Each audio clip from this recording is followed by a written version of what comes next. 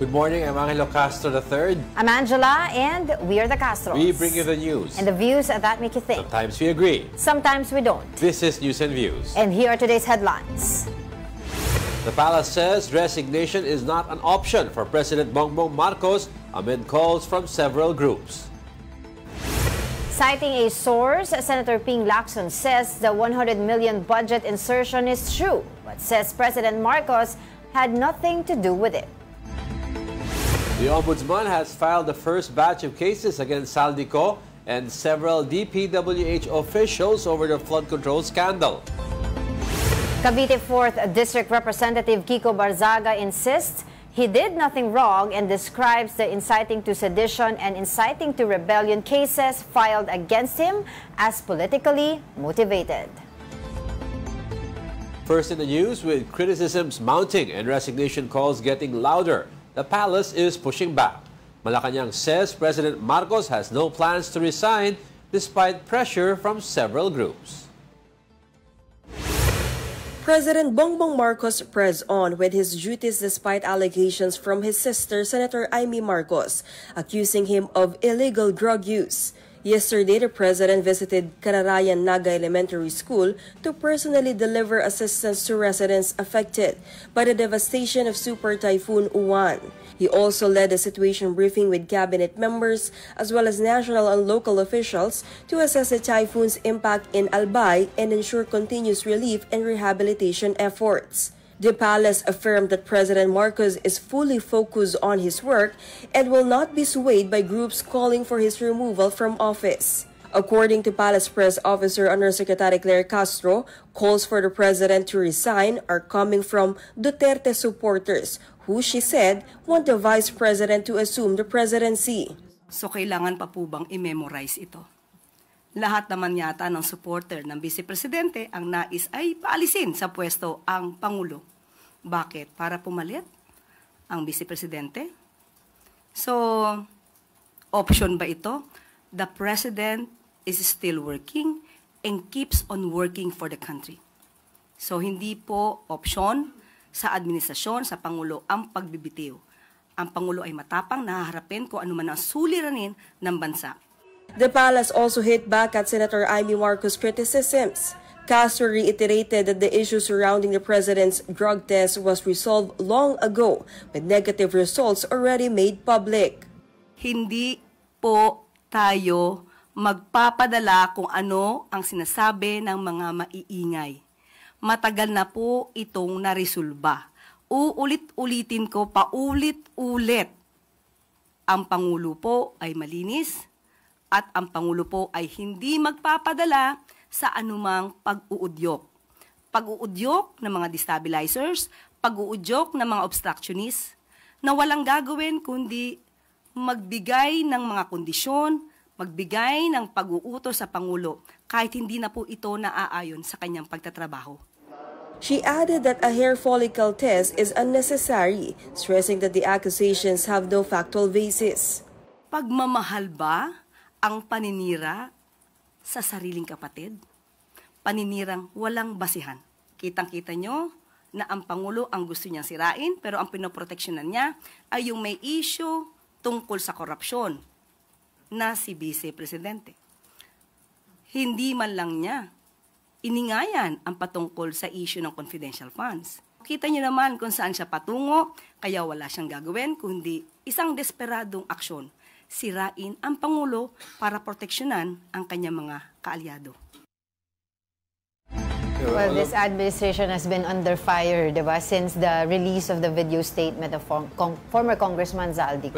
Yeah, before that, pero yung what was hindi naman shocking yung pagtutsada ni Senator Amy Marcos. What was nakakagulat was where it was done kasi di ba supposedly that rally was supposed to be non-political, di ba? And wala daw peaceful political rally, and then there were no political statements pa, sabi nila, no to revolutionary government. No political statements daw should come out sa rally na yun, and yet all of a sudden biglang Okay. si Senator Amy ay nagsabi ng mga ganyan bagay, di ba? But right now ongoing in the Senate is a necro service for former Senator Juan Ponce Enrile ongoing right now. So let's watch this. Gone from our sight, but never from our hearts. Maraming salamat to my mentor, Manong Johnny. Hindi ka namin makakalimutan.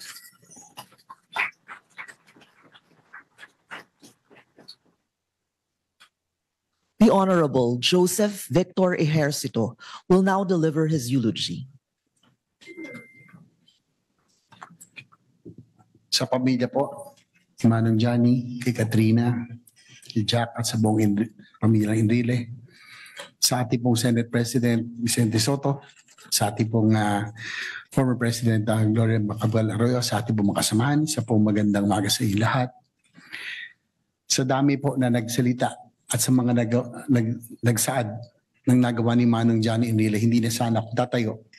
Ngunit hindi pwedeng palagpasin dahil ako po ay ang unang pag-akbang ko rito sa Senado. Talagang panay ka ba ang aking pong naramdaman? Dahil nung ako po ay nanalo bilang senador noong 2013, alam naman natin ang Senado ay ibang level na. Nung paglakad ko rito, ang manakasalubong ko, si Miriam Defensor Santiago, Frank Drilon, nasabi ko, naku, mukhang ibang level talaga to. Kaya ko ba ito? Tama ba ang pwesto kong pinasukan?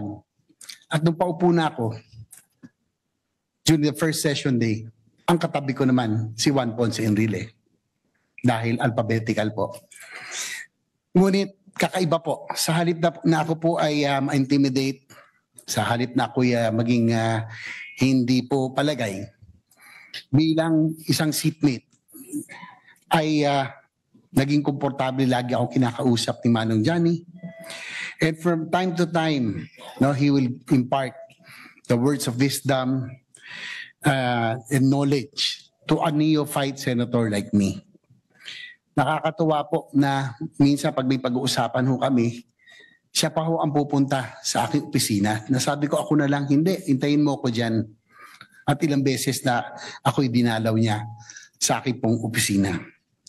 JP was a natural mentor, sharing wisdom generously to the young people, to the young legislators like me. At sabi nga na aking kapatid, during his idle time, pag hindi siya nagbabasa, siya naglalaro sa kanyang iPad. Sabi ko, Manong Johnny, ba't kayo naglalaro? Parang aking isipan ay tuloy-tuloy na gumagana. So that is probably the reason why he maintains his sharpness through the years. Nabanggit din po na siguro isa sa akin pinaka hindi makakalimutan na pangyayari na kami po yung mag-seatmate ay yung po pinakaaway nila ni Senator Miriam Santiago. Tinayo po ang podium dyan sa harapan, si Senator Enrile, ako po. At talagang matindi ang away nila. Gigil si Senator Santiago. Kinakabahan ako, baka mabato yung baso. Ganun kagalit. Matindi ang away nila nung panahon na yun. But Manong Johnny would maintain his composure, looking at his iPad and looking at Senator Santiago and flashing that famous sheepy smile of his. Napaka-cool po ni Manong Johnny. Hindi po siya napipikon. At I will never also forget those times, the most difficult times in our lives. He was always there to provide comfort, just like a father to all of us. Hindi ko po malilimutan. Sa akin po lahat ng laban, kahit na lagi pong hindi po tayo medyo mabigat ang laban nung huli. Nagkasalubong po kami sa somewhere in Bicol, yung motorcade ko dahil ako po independent, nag-iisa, na umiikot. Nakasalubong ko po yung convoy niya at kilala ko po yung sasakyan. Pinigil po kami at bumaba ako. Bumaba rin po siya ng sasakyan. And he hugged me. Sabi ko, Manong Johnny, mahirap ang laban ko. Sabi niya, huwag kang mawawala ng pag-asa. Kayang-kaya mo yan. At nandito ko para sumuporta sa iyo. Manong Johnny, it has been a privilege and an honor to be your seatmate, your colleague. ako'y natutuwa na ako'y nabigyan ng pagkakataon na makasama ang isang masasabi nating legend in Philippine politics and government service na hanggang sa huling hininga ni Juan Ponce Enrile, siya po ay nagsisilbi sa ating bayan. In my last encounter with him, kahit na medyo malabo ng kanyang mata, I would always approach him sa mga ledak at yung, I think yung last was the birthday ng Malacanang. Sa Manong Johnny, si JB po. Sabi niya, "Ay JB, kamusta? Kamusta mo ako sa daddy mo? Pagbutihin mo." So, even at that advanced age, he never forgets to show his care and compassion. Manong Johnny, sana po balang araw, alam kong marami tayong hamon na kinakaharap ngayon. Pero yung pangarap sa bawat Pilipino na gusto mo maging happy ang bawat Pilipino, balang araw ay sana ay maging katotohanan. Maraming salamat sa iyong pagsisilbi sa sambayan ng Pilipino.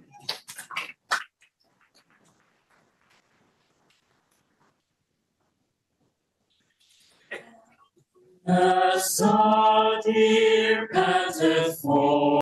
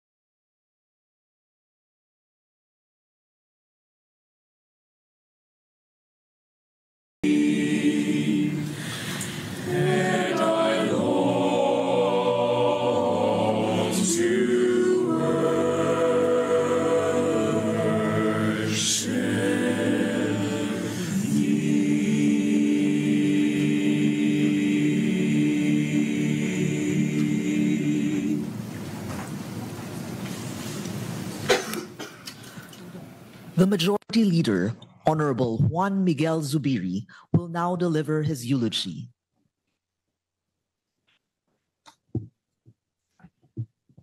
To the Ponce Enrile family, Ma'am Katrina, and all the children, grandchildren, nephews, nieces, my deepest condolences. To former President Gloria Macapagal Arroyo, to Senate President Tito Soto, to all my colleagues in the Senate. It is hard to believe that the beloved Manong Johnny, the former Senate President, Juan Ponce Enrile, is truly gone. He remained so vital, so present, so relevant to the nation up to his last days. And it was no stretch of the imagination to believe that he would outlive us all and be around forever. As a matter of fact, he probably was the oldest secretary ever to hold office. I think the Guinness Book of World Records should give him that distinction. Just last year, he was here with us to receive our Senate resolution honoring him for his life's work.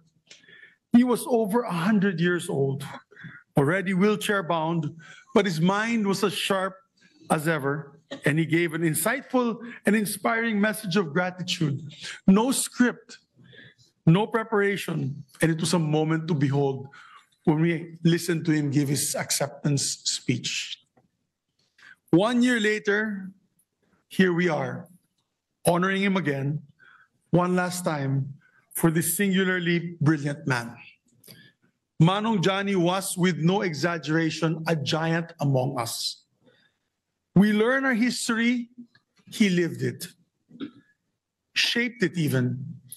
We dream of change, he led a coup that paved the way for a revolution. He was never one to sit and watch history unfold as he turned the pages himself. It is hard to imagine that this country would look like without Manong Johnny and his maverick leadership and the sheer brilliance of the good senator. Among the many hats he has worn, he was Finance Secretary, Justice Secretary, Defense Secretary, a member of the House of Representatives, a member of the Batasan Pambansa, a senator, and one of our longest-serving senators at that. And of course, we fondly know him as the Senate President that we loved. And he continued to serve his country until his last days, offering sharp and invaluable insight as the Chief Presidential Legal Counsel. He is the mind behind landmark laws such as the Comprehensive Tax Reform Law, the Human Security Act, and the Philippine Competition Act, many others. And he always provided crucial legal wisdom and questioning that helped strengthen all the measures that he steered as Senate leader. But despite his towering and enduring presence in Philippine politics, he was humble and hardworking as anyone. When he was a senator, he was here every day. And he was always working, and he would always make sure that he opened the sessions. And when I was a neophyte senator back in the 14th Congress, he readily took me as majority leader when I was elected when he was elected rather as Senate President. He believed in me when I didn't believe in myself, when I didn't believe that I could do the job of being a majority leader. And I could fondly recall that there was a day that they called me to the presidential suite of the Sofitel. And I did not know why. It was Senator Ed Angara who called me there. Sorry, what you're just watching a while ago was the necro service for former senator and former defense minister during the Marcos time, Juan Ponce Enrile. You heard several JV Ercito talking a while ago about his experiences with Manong Johnny as he fondly remembers him. And of course, speaking now is Senate Majority Leader Mig Zubiri. Oh, yeah. So I was just going to say several officials already did deliver their necro or eulogies for former Senate President Juan Ponce Enrile. And his daughter, Katrina Ponce Enrile, is set to give a response after all of the eulogies being heard today. Former President Gloria and now Macapagal. Congresswoman Gloria Macapagal Arroyo is also there. present there. Also former there. Senator Dick Gordon. We saw him a while ago there, among others. All right. And for the latest from the Senate, we have mobile journalist Merimon Reyes. Merimon, anong balita dyan sa Senado? Angela Angelo, magandang umaga. Sa ngayon ay nagpapatuloy ang necrological services para kay Manong Johnny or kay former Senate President Juan Ponce Enrile o former Senate President JPE. Pero inaasahan pa natin na meron pang ilang mga magbibigkas ng kanilang mga eulogy. Pero ilan pa dito sa mga bumisita ay sina former Senator and Makati Mayor Nancy Binay, itong pamilya, itong Ponce Enrile family. And kaninang 8:45 a.m. ay pumunta naman na dito yung casket para sa arrival honors ni JPE. At agad-agad na sinimulan naman ang 9 a.m. na necrological services. Later on, even si Senate President Tito Soto, siya yung huling magbibigkas ng kanyang eulogy, tapos susundan naman ito ng response ng anak ni JPE na si Katrina Ponce Enrile. So far, sa nakita rin natin na schedule nito, by November 22, ito yung magiging ito na yung paglilibing kay Manong Johnny sa libingan ng mga bayani. And dito, iniimbitahan din ni Katrina Ponce Enrile yung mga may nais daw na dumalo. Ang funeral mass, magaganap ito 8:15 a.m. Kasunod agad nito yung paglilibing kay former Senate President JPE. And sa ngayon, medyo tahimik dito sa Senado sa patuloy na pagluluksa at pakikiramay maging ng mga empleyado kay Manong Johnny. Balik sa inyo. So lahat ba ng mga senador, hindi ko kasi masyado nakita, ang nakita lang namin yung mga nagbigay na ng eulogies nila, no? But are all the senators present there today? Sa nakita natin kanina mula sa arrival honors hanggang dito sa pagsisimula ng necrological service, ang nakita natin sina Senator Kiko Pangilinan, sina Senator Risa Ontiveros, Senator Sherwin Gatchalian, Senator JV, Senator Jinggoy. Pero for the Senator Robin Padilla, nandito rin siya. Pero yung iba na hindi pa natin nahagilap dito, sina Senator Aimee, sina Senator Bato. Pero nagsisimula pa lang naman ito, maaaring pumunta pa sila sa mga susunod na oras. Antabayanan pa natin. Alright, so after this necrological service for the former Senate President Juan Ponce Enrile, what will be the agenda of the Senate for the coming days? Continuation naman ng Senate budget debates or budget deliberations ang gagawin dito. Medyo kahapon kasi marami pang backlog sa mga lumipas na araw. Kasama na rin dyan yung budget ng TSWD. Naka-line up na rin yung budget naman ng Office of the President. Pati yung iba pang mga opisina, yung mga GOCs na kasama nito, nakapailalim sa mga ahensyang ito. And then ang pinaka-calendar na hinahabol, nasabi ni Finance Committee Chair Senator Sherwin Gatchalian, is by the last week of November or early week ng December, magagawa naman na o magaganap naman yung BICAM. And then hopefully before the day of Christmas, malinis na raw, plansyado na itong panukalang pondo for 2026 at pirmado na, lalong-lalo na pagdating doon sa mga kini-question pang budget, lalong-lalo na sa issue ng budget insertions na ngayon ay lumalantad pa ulit. So, meron daw ipapasang resolution to honor Enrile's life dyan sa Senate?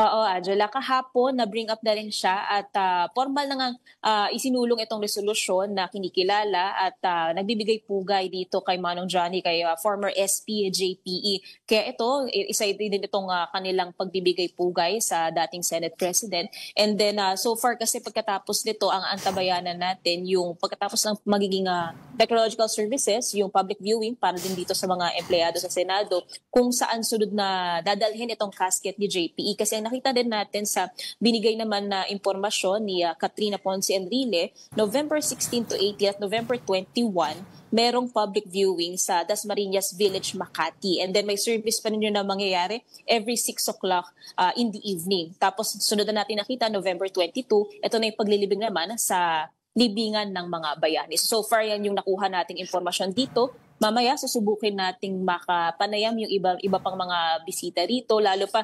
pinaka-pare-pareho na binabalik tanaw ng mga nagbibigay na eulogy is yung pagpapamalas daw ng talino ni JPE sa iba't ibang larangan, lalo na nung panahon na siya ay Defense tsaka Justice Secretary, hanggang sa doon sa mga panukalang batas na malaki daw ang naging contribution niya, lalo-lalo na dito sa kasaysayan na lumipas. Alright, maraming salamat. That was our mobile journalist, Merimon Reyes, reporting live from the Senate.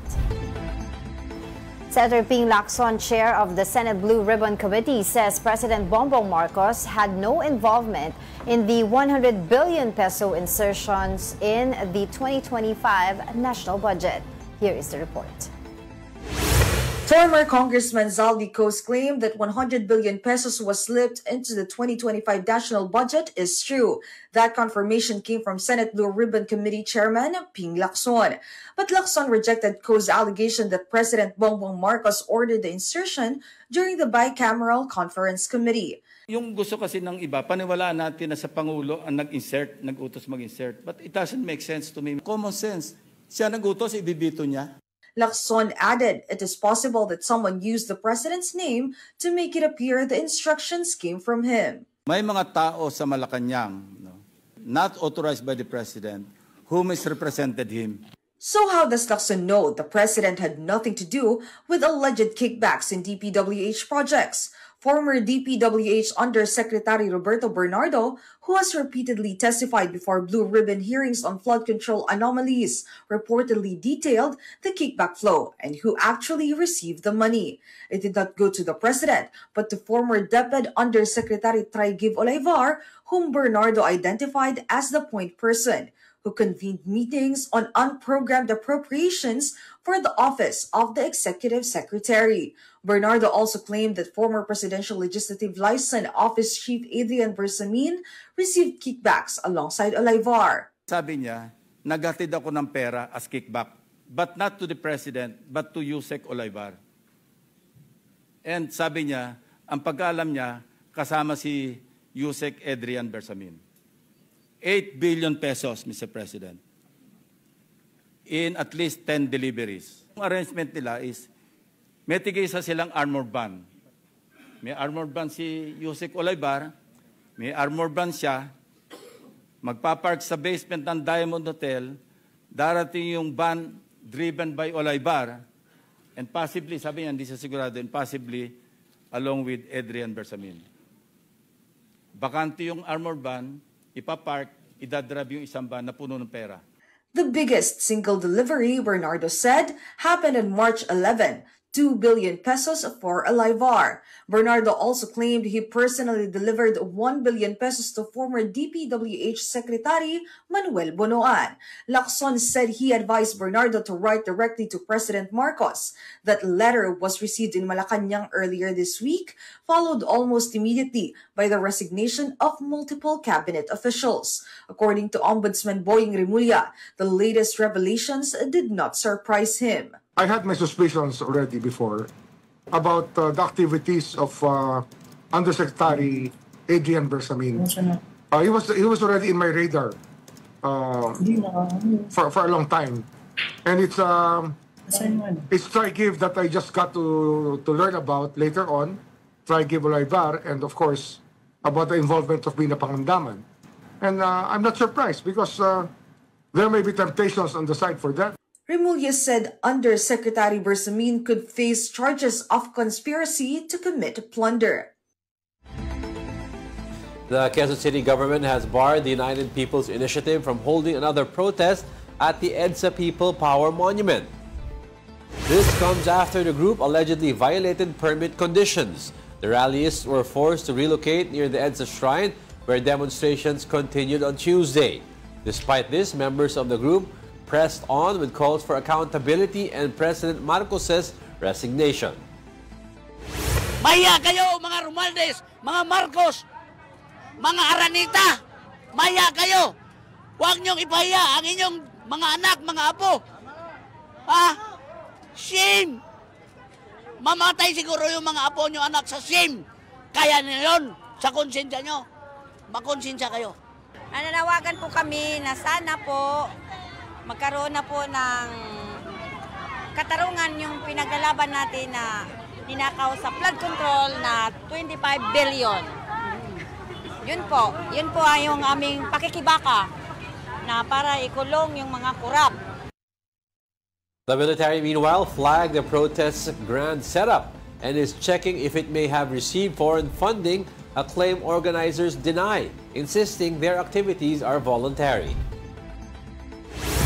The way it was organized, the support system, the food, and the other ancillary equipment or facilities needed. It was unorganized, it was grand, ika nga, grande ang preparasyon. So we are checking this. We'll be back with more stories after the break. Keep it here on One News.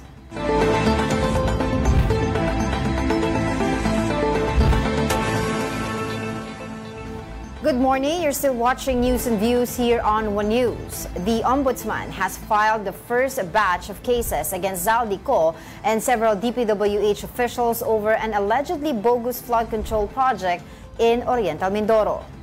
Charges including malversation, falsification, and anti-graft violations have been filed before the Sandigan Bayan against CO, regional DPWH engineers, and board members of SunWest Corporation.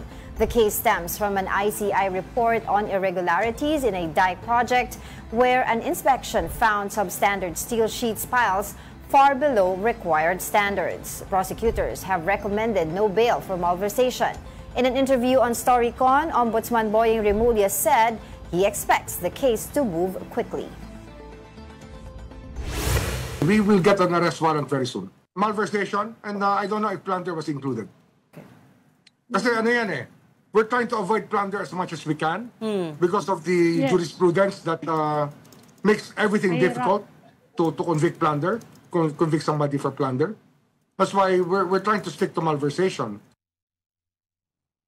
Batangas 1st District Representative Leandro Leviste has tagged Construction Workers Solidarity Party list Representative Edwin Guardiola as the biggest proponent of DPWH projects. Mobile journalist Arlos de los Santos has the report. Ayon sa aking research, ang pinakamalaking buyer ng mga proyekto sa DPWH ay si Congressman Edwin Guardiola. That is Batangas 1st District Representative Leandro Leviste's allegation in his first visit in the Independent Commission for Infrastructure or ICI on Tuesday.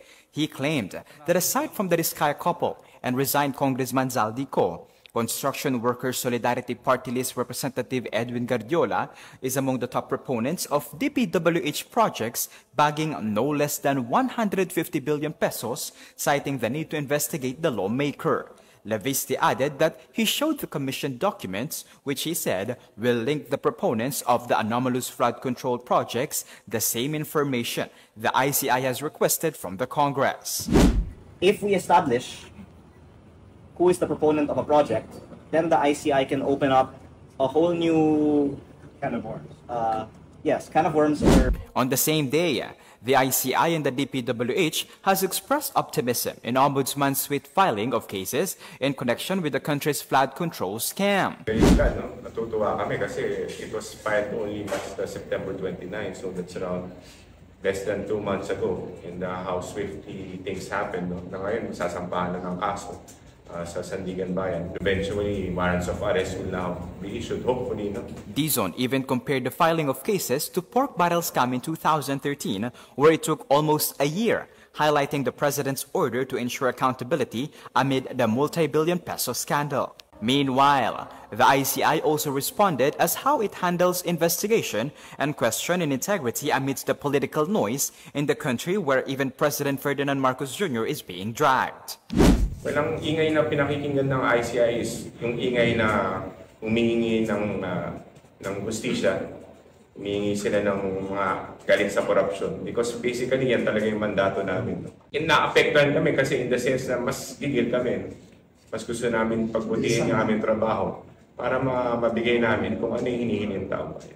For now, the ICI and the DPWH are ironing ways forward to dig deeper in the recent Cebu flooding, where the flood control project's budget estimated to have reached 50 billion pesos from 2016 to 2025, but submerged Cebu when Typhoon Tino arrived. Kapatid Mobile Journal Arles de los Santos, we are One News. Joining us now is Attorney Domingo Cayosa, former president of the Integrated Bar of the Philippines or IBP. Good morning, Attorney. Thank you for joining us again. Good morning, Angela and Diego. Magandang umaga po sa ating mga kababayan. Siguro po, we would like to get your assessment dun po sa ginawang filing of cases po ng Ombudsman just yesterday. And bakit po kaya hindi na lang po plunder, no? Can you explain to us po bakit hindi na lang plunder po yung pwedeng isinampa kay Zaldico? First, we welcome the development and barely two months after nagsimula yung investigation, meron nang na-file. Right. So this proves our point that if there is political will, pwede namang bilisan.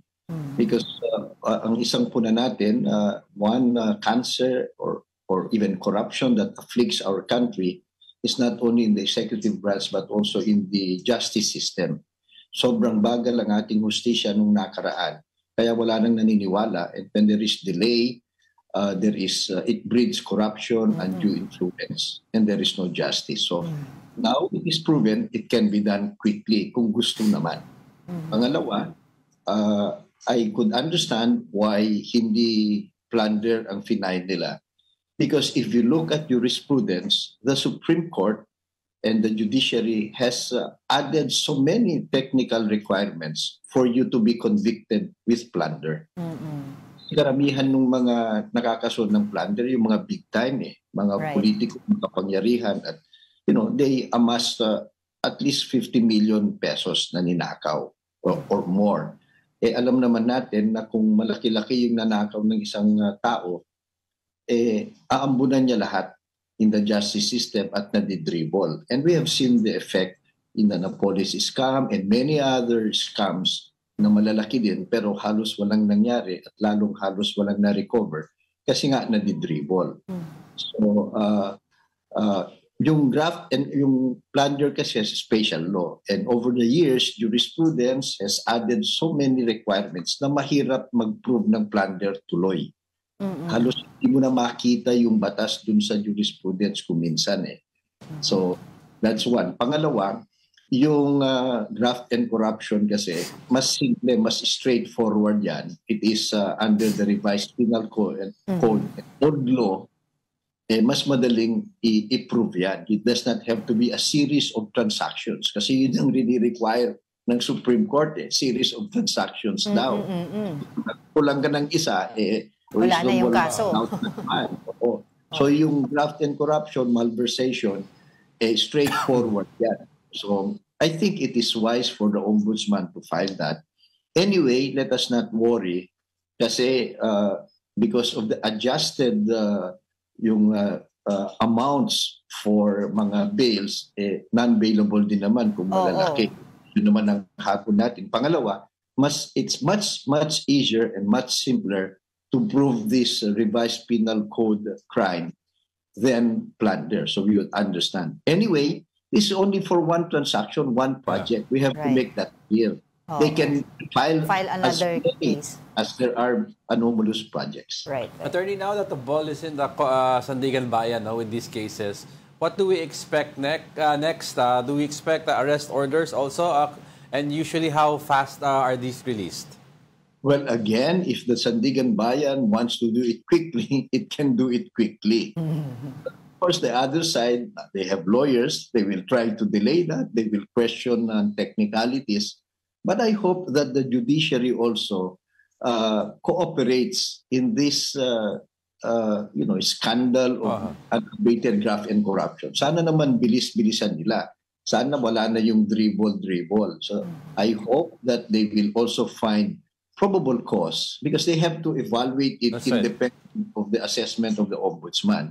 And that's very quick kasi ang linaw nung may papeles di ba? So I hope that they will issue the warrants of arrest as soon as possible para makita ng taong bayan na hindi na naman ito yung the usual delayed or forgotten justice. Exactly. In the case po, Attorney Absaldico, the next step by is the cancellation of the passport? That can be one of the other remedies. If I may point out, ang alam lang natin yung warrant of arrest and then yung hold order, cancellation of passport. Under the Sandigan Bayan rules, they can avail of preliminary remedies. They can already put on hold yung kanyang mga asset. Merong preliminary injunction powers. That's in the rules. Hindi alam yan ng marami. Civil cases of the preliminary remedies available in civil cases under the Sandigan Bayan rules can also be applied to graft cases. So yung mga paghawak ng kanilang mga ari-arian para panagutin kung sakaling makonvict sila, pwede na nilang gawin yun. And I hope they do that. Para sa hindi na ito maitago at kahit makonvict sila, magtatago na lang sila, wala tayong makukuhang maibalik na kayamanan ng bayan. So I hope they do that. I hope the Ombudsman will file the necessary motions and we hope that the Sandigan Bayan this time will be serious and quick about serving justice to the country and to this accused. Well, totoo yan. Kasi nga, yung mga air assets niya, alam naman natin about it, pero because wala ngang nagawa kaagad, nakalabas na dito sa ating bansa. And sabi nyo nga po, ombudsman po ang dapat ang kumilos po ng mas na agaran po mabilis dyan. Tama po? Yes, and so far, mabilis naman yung ombudsman. Ang problema ng ombudsman and the executive, yung judiciary is independent of the executive. Kaya ang panawagan natin bilang abogado at mamamayang Pilipino and worry of the track record of the judiciary, justice bilis naman dyan. We hope that hindi na naman maging kasangkapan ang judiciary branch to add so many technical requirements na halos wala na namang makonvict. So bantayan din natin sila. Attorney, bantayan din natin sila. That's right. No? Pero, attorney, madaming hindi, yung mga regular people like us na hindi maalam masyado sa batas ay nagtatanong, bakit si Rep. Martin Romualdez na who has the same level daw of evidence as Saldico, hindi makasukasuhan, si Saldico may kaso na daw? Well, hindi ho exactly the same level. We don't justify for anybody. Everybody should be held accountable, whoever they are. But you have to understand also, on the side of the prosecutors and the investigators, hindi naman accurate na parehong level of evidence. Kasi yung kay Saldico, ang daming opisyal ng DPWH ang nagsasabi na sila mismo nagbigay, siya ang nagutos. Directly. Si Saldico was the head of the House of Representatives delegation. Kasama niya si Senate President Escudero dun sa BICAM na kung saan in-insert yung mga unprogrammed fund at yung mga ginamit sa mga ghost projects. Si Speaker Romualdez kasi so far ang nagsasabi lang na may dineliver sa kanya yung Gudesa. Yeah, si Orly Gutesa. Si Mamay Gudesa, early on, diniscredit na nila ang technicality, yung kanyang affidavit. Plus, nung nagsalita naman siya sa Senado on a separate oath, parang kino-quotes pa siya ng isang senador. Di ba? Then biglang nawala na siya. So, I hope he surfaces again. And there should be corroborating evidence. Yung iba dyan, dapat may CCTV, meron siyang mga kasama kasi hindi naman siyang mag-isa na nagde-deliver daw. Exactly. Diba? So, yun, kulang. Si Saldico kasi ang dami na. Ang dami ng mga, at may mga ebidensya, may mga ghost. And his construction companies were involved in this project. Si Speaker kasi wala siyang ganyan. Hopefully, information and evidence will come by at yung mga nagsasabing kasing guilty siya, di tumulong silang magbigay ng ebidensya para ma-actionan din kung sakasakali. Well, Attorney, tama po ba na yung sinasabi nilang option niya supposedly dapat na nung hindi pa siya nakakasuhan na he can actually swear under oath in a Philippine diplomatic mission or diplomatic mission ay imposible na ngayon dahil meron ng cases filed against him na which is pwede niya sana daw ginawa kung mapatunayan niya may threat sa life niya, etc. Tama po ba yun? Well, you can execute a sworn statement before any consular official. Threat or no threat. You don't need to justify it. Karapatan mo yun eh. Ang problema, nagtatago nga siya. Diba?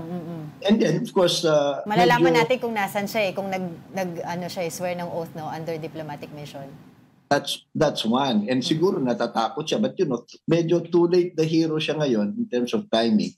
Plus, kung nandyan na yung mga revocation ng passport niya, yung kanyang warrant of arrest, lalong hindi mapapakita yan kasi huhuliin talaga siya yan sa ating embassy or consular offices. And lastly, on my part, Attorney, if let's take Saldico, if he is found guilty, what kind of punishment are we looking at? Well, pwedeng life imprisonment, depende sa amount at saka sa gravity of the offense. Pangalawa, siyempre, makukuha yung, pagbabayarin siya. Ibabalik niya yung kanyang ninakaw. And this is only one project. There will be others. So, patong-patong talaga yan. Patong-patong talaga yan. And I hope they do that. Ang aking concern lang, dapat hindi lang yung mga big time ang kasuhan. Lahat ng sangkot, pati yung COA, pati yung yung Bids and Awards Committee. Kasi lahat sana kahit maliliit, para sa ganun, ma-pressure yung mga maliliit na magsalita. Pangalawa, politicians ang big time lang ang gagalawin dito. Yung mga nasa bureaucracia, sasabihin, sige, maghintay na lang tayo ng next administration. Then, ganun din ulit ang gagawin nila. So, everybody has to be accountable. The big time and the small time. That's my point. That's a good point, Attorney. And one last na lang po, no, kasi naisip ko lang din pong concern dito pag sinasabi nila na yung SunWest kasi pagmamay-ari po ni former Congressman Zaldico, but they can always say na nag-divest na siya noong 2019. So how can they prove na he still had a hand, diba, on those transactions? There is what we call in law and jurisprudence, yung piercing the corporate veil. Kasi gawain talaga yan na, you put everything in a corporate, biglang mag-divest ka, pero ikaw pa rin nagpapatakbo. Ikaw pa rin nakikipag-usap. So, that can be easily proven. If that is proven that you're actually in control, even if you divested, then the law and jurisprudence says you can pierce the corporate veil para sa ganun, mananagot ka pa rin. Yun. Alright, sige, napakalinaw ng mga explanation ni Attorney as always. Yes, and thank you for your time and insights. Former IBP President Attorney Domingo Cayosa. Maraming salamat. Good morning sa lahat. All right, the upper chamber of Congress has approved on second reading a bill amending the Condominium Act, paving the way for easier redevelopment of buildings older than 30 years. Mobile Journal, Amy Atienza has a report. The House of Representatives approved on second reading House Bill number 2286 to amend and redevelop condominium units under the Condominium Act. Under this bill, Quezon City's 6th District Representative Marivic Copilar explained that there should be a lower voting requirement for the voluntary dissolution of condominium buildings built for over 30 years. She stressed on the issues of safety and security of the residents, especially given the amount of natural calamities experienced in the country. It is crucial to redevelop these infrastructures to maintain the welfare of the people in emergency situations. More than this is vital in addressing health and safety concern of residents and other affected due to deterioration and non-compliance to update global safety standards. Further, Copilar looked into the opportunity of maximizing land use, particularly in urban areas where there is limited space for condominium buildings. In Metro Manila, the redevelopment of condominium establishments could also be of help to generate bigger income for brokers and even business companies. This framework will help to stimulate economic growth and create job opportunities. Third, the development also benefits individual unit owners by enhancing the value of their property. This opportunity provides additional revenue to government through tax-based expansion and increased real property-related taxes. However, the Philippines recently faced challenges on the oversupply of condominium units, wherein the value of these properties lowered down than the average price in market. Regardless, the possible redevelopments to be made in condominium buildings can help ease lifestyle among Filipinos. Redevelopment is about making urban life easier, more attractive, more sustainable through simple, human-centered design intervention. Kapatid Amy Atienza, we are One News. Don't go away because we're not done yet. Stay with us.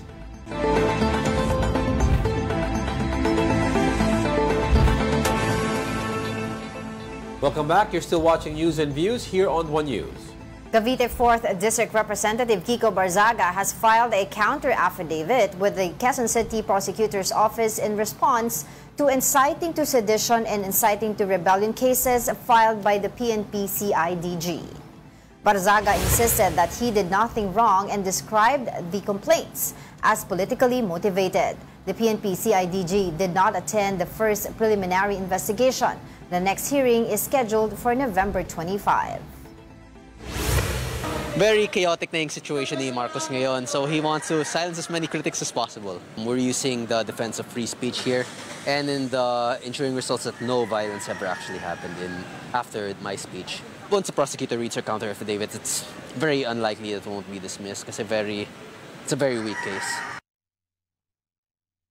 The Supreme Court has rejected the very urgent motion of Senator Bato de la Rosa, who sought to require Ombudsman Boying Remulla to release the supposed arrest warrant reportedly issued by the International Criminal Court. De la Rosa had also sought to prevent what he called illegal arrest or surrender to a foreign court without due process. Meanwhile, Remulla maintains he possesses the ICC warrant but has not disclosed the source.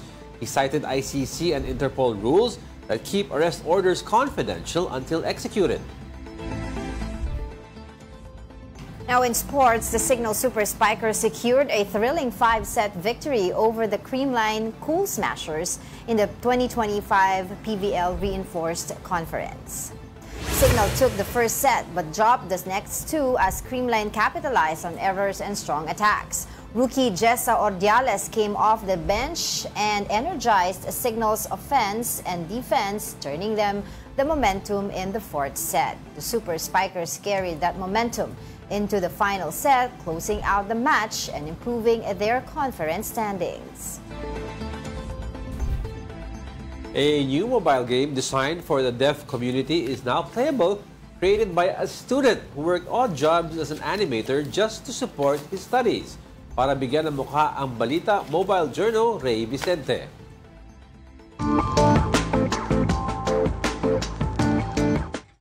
Isang working student ang nagsikap at may tawid ang kanyang pag-aaral sa pag-animation. Ito ang Super B, isang mobile game para sa deaf community, pero hindi lang ito basta laro. Kauna-unahan din itong Philippine History mobile game para sa deaf community.